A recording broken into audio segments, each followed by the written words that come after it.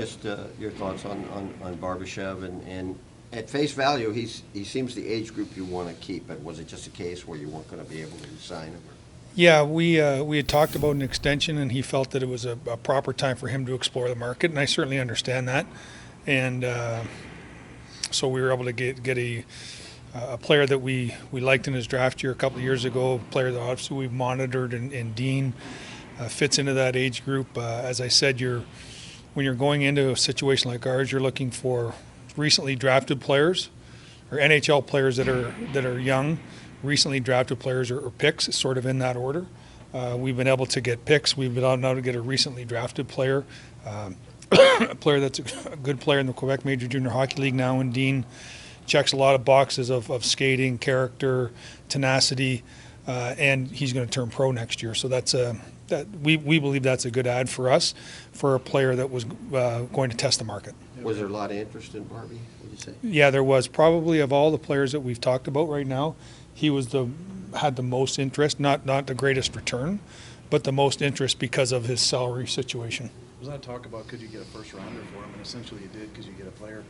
What's the balance between getting a good prospect who's a first rounder versus the pick? Well, we certainly viewed that Dean would have held his own right now if they wanted to trade him. So our goal would have been to get the good prospect before the pick, just because, if we had got their first round pick, we'd be in 25 wondering if he's going to turn pro. We know this guy's turning pro this summer, and we have a player that is Bolduc's turning pro this summer, and Snuggerud's a year closer turning pro, and so he fits into that. Neighbors just turned pro, so he fits in a little bit closer to those guys than he does the guys that we're going to pick this year. What would you like about Dean at World Juniors? That's a difficult tournament, obviously, for all Canadians to make. So he made that team, and he understood his role there. He was a tenacious forechecker, filled his role, and what you look for, what I look for in those tournaments is who can accept a different role. And when you're a primary player getting lots of ice time and you don't get the ice time in those tournaments, how do you respond? Does your motor still go as quick, or do you need the ice time? And I thought he was able to provide that team a spark. He had, I think he might have got suspended in the tournament for a hit. Like he's just a tenacious player, and again, we're not making him out to be something that he's not. Not going to be a 50-goal scorer, but to build a team, you have to have good complementary players, and we think he's a guy that can maybe sneak into the second line, but certainly is going to be a seventh forward as he progresses. What's the appeal for you and a guy like Kapanen, bringing him in here? Knowing that the number of players that we lost this year, we get a player that hopefully is motivated. He should be motivated. He comes from a family background. He was a high pick, got traded for a first-round pick.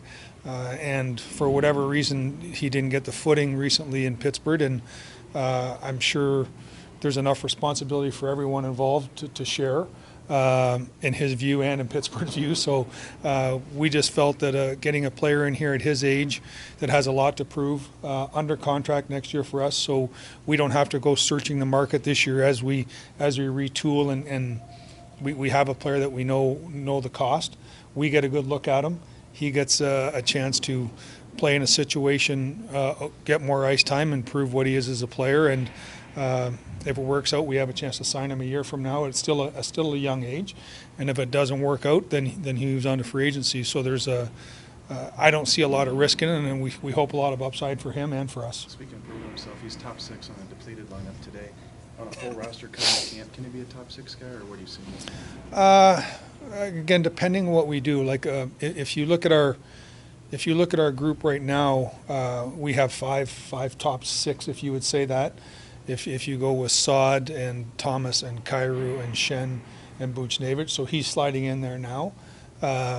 One of the things it allows us to do is not to have to elevate Jake Neighbors next year to a role that, again, we want him to succeed, not fail. And if you put players in positions that they're not quite ready for yet, and Jake might max out as a great 7th forward too.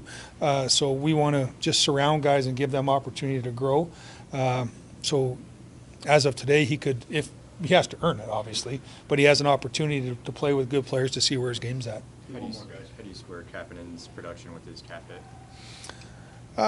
Well, he's what would be half a point a game player making $3 million. I'm not sure you get those guys cheaper.